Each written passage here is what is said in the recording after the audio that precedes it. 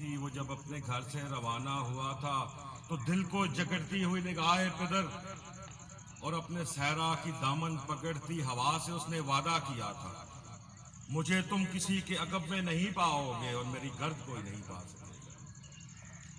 न जाने उसे किसने आवाज दी थी, मुसाफत की पैमाइशें करने वाला तो हरका की बस्ती में तस्तर की मंजिल पे क्या सांस लेता। मुसाफत की पैमाइशें करने वाला तो हरका की बस्ती में तस्तर की मंजिल पे क्या सांस लेता। जुनैद उसकी हालत से कब बेखबर था, जुनैद उसकी हालत से कब बेखबर था।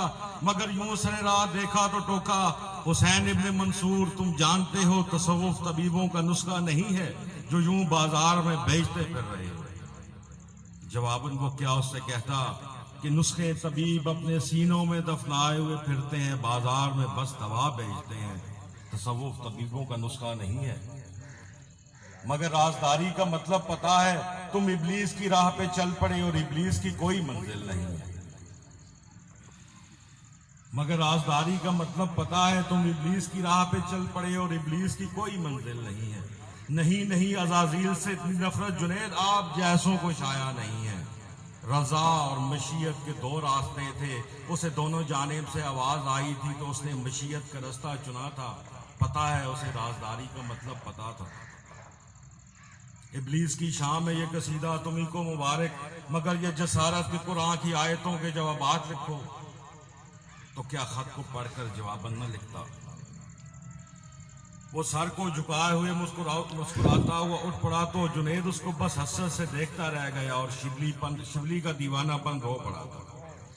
मगर जब वो शहर बगदाद के आसमां को अनल हक के नारों से रुकने लगा और हुकूमत के अवान लर्जा उठे, तब वो सहरा बदर तंग और तारीख जिंदा में लाया गया।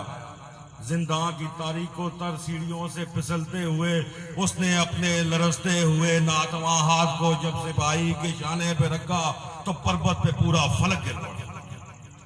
रेजा रेजा सिपाही ने खुद को इकट्ठा किया और कहने लगा, अगर आप चाहें तो मैं जिंदा के दर खोल दूं।